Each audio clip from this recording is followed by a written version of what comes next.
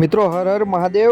આજે આપણે વાત કરીશું 12 જ્યોતિર્લિંગમાંનું એક 10મું જ્યોતિર્લિંગ એટલે નાગેશ્વર દાદાનું જ્યોતિર્લિંગ। મિત્રો આ જ્યોતિર્લિંગ દ્વારકાના નજીક આવેલું છે, જે 4 ધામમાંથી એક ધામ આવેલું છે અને ત્યાં તમે આ શિવજીની વિશાળકાય પ્રતિમા જોઈ શકશો કે આખા ગુજરાતમાં મોટામાં મોટી શિવજીની પ્રતિમા છે। તો મિત્રો ત્યાં તમે જવું હોય તો દ્વારકાથી તમે જઈ શકશો। દ્વારકાથી ઓટો રિક્ષા યા પ્રાઇવેટ વ્હીકલમાં પણ તમે જોઈ શકશો અને ત્યાં એન્ટર થતાં આ પ્રકારનો કંઈક ગેટ આવશે અને ગેટ આવે અને સામું જ તમને નાગેશ્વર દાદાનું મંદિર દેખાશે, 10મું જ્યોતિર્લિંગ। મિત્રો કિલોમીટરની વાત કહું તો દ્વારકાથી માત્ર 20 કિલોમીટરના અંતરે આ નાગેશ્વર દાદાનું મંદિર આવેલું છે। તો મિત્રો આપ બધા જ્યારે પણ દ્વારકા આવો તો 20 કિલોમીટર આગળ દ્વારકાથી જ્યોતિર્લિંગ મહાદેવ દાદાના દર્શન કરવા અચૂકથી તમે આવો। તો મિત્રો આજે આપણે દર્શન કરીશું જ્યોતિર્લિંગ એવા 10મા જ્યોતિર્લિંગ એવા નાગેશ્વર દાદાના। તો મિત્રો તમે એન્ટર કરશો ત્યાં વિશાળ પાર્કિંગનું આવશે, ત્યાં તમે પોતાની પ્રાઇવેટ વ્હીકલ તમે ત્યાં પાર્કિંગ પણ કરી શકશો અને જેવું તમે પાર્કિંગ કરો એટલે નાની મોટી દુકાનો તમને ત્યાં જોવા મળશે। ત્યાં તમે ચા પાણી તમારે નાસ્તા કોઈ પણ જે જરૂરિયાત પ્રમાણે તમે લઈ શકશો અને આ બાજુ તમે જોશો તો આ ગેટથી આપણે અંદર મંદિરમાં જઈ શકાશે। અને મિત્રો આ શિવજીની વિશાળકાય પ્રતિમા આપ જોઈ શકો છો। અહીંયા તમે જોઈ શકો છો કે માણસો કેટલા નાના લાગે છે, તો એ પ્રમાણે તમે આ વિશાળકાય પ્રતિમાની હાઈટ પણ જોઈ શકશો। તો મિત્રો અહીંયા ખૂબ જ લોકો બધા દાદાના દર્શન કરીશ, અહીંયા ફોટોગ્રાફ અને અહીંયા દાદાના દર્શન પણ કરતા હોય છે। તો એક ખૂબ જ મોટું સ્થળ કહી શકાય આવું વિશાળકાય। તો હર હર મહાદેવ, હર શંभू। दोस्तों आज हम नागेश्वर ज्योतिर्लिंग जो 10वां ज्योतिर्लिंग है वहाँ हम पहुँच चुके हैं और आप हमारे पीछे देख रहे हैं महादेव जी की बड़ी प्रतिमा और ये आपको मंदिर दिख रहा है। हर हर महादेव। મિત્રો આ પ્રતિમા તો આપ જુઓ છો, પણ આ પ્રતિમા જેઓએ બનાવી છે તેઓ તમને ના ખ્યાલ હોય તો કહી દઉં, જેઓ ગુલશન કુમાર હતા, જેઓએ આ પ્રતિમા બનાવી હતી જ્યારે તેઓ જીવતા હતા। અત્યારે તો તેમની હત્યા થઈ ગઈ હતી, પણ જ્યારે તેઓ જીવતા હતા તો આ પ્રતિમા તેમને પોતાના સ્વખર્ચે બનાવી હતી। જે ગુલશન કુમાર, તેમને ઘણા બધા મંદિરો માટે દાન કરેલું હતું, ખાસ કરીને વૈષ્ણવ દેવી જેવા મંદિરમાં પણ તેમને દાન કરેલું હતું। મિત્રો એક સમય તો એવો હતો જ્યારે કોઈને ખબર જ નહોતું કે ગુજરાતમાં આ જ્યોતિર્લિંગ પણ છે।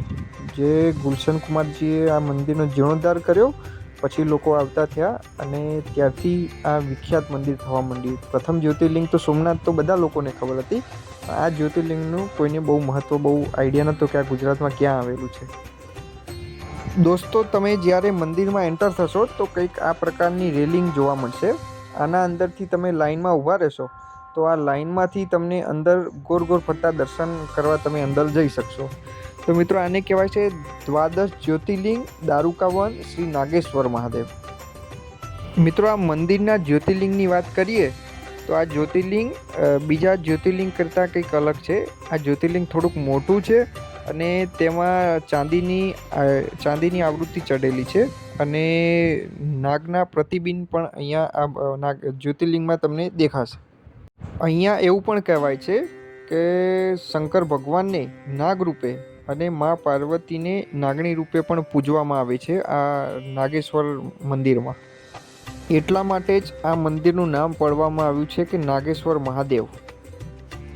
અને મિત્રો એવું પણ કહેવાય છે કે દ્વાપર યુગમાં ભગવાન કૃષ્ણ ઘણી બધી વાર અહીંયા આવેલા હતા અને તેમને પણ આ જ્યોતિર્લિંગનો જળ અભિષેક કરેલો છે।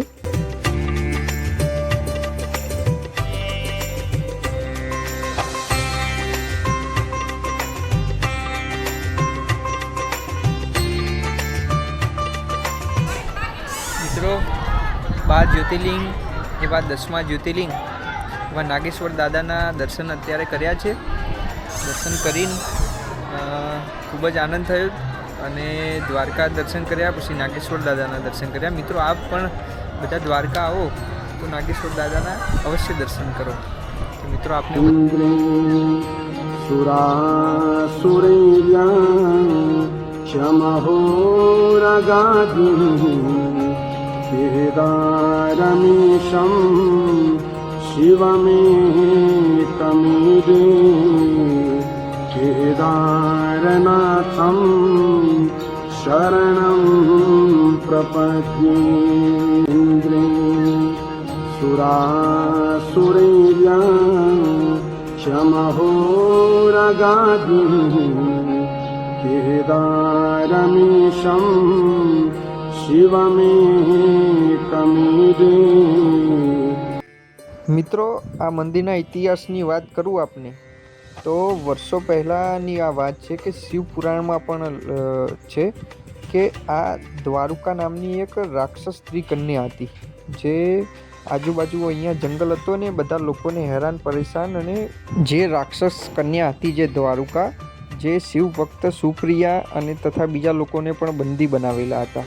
તો પછી તેમને ભક્તિ કરી દાદાને બોલાવ્યા તો દાદા પ્રસન્ન થયા. તો ભોળાનાથ ભગવાને પ્રગટ થઈને તમામ રાક્ષસનો નાશ કર્યો અને ત્યારથી જ આ જ્યોતિર્લિંગ તરીકે આ સ્થાન ઓળખાવા માંડ્યું મિત્રો. અને ત્યારે દાદાનું અહીંયા ધીમે ધીમે પ્રચાર વધવા માંડ્યો અને આ જ્યોતિર્લિંગ તે 12 જ્યોતિર્લિંગમાં એક જ્યોતિર્લિંગ ગણવામાં આવે છે.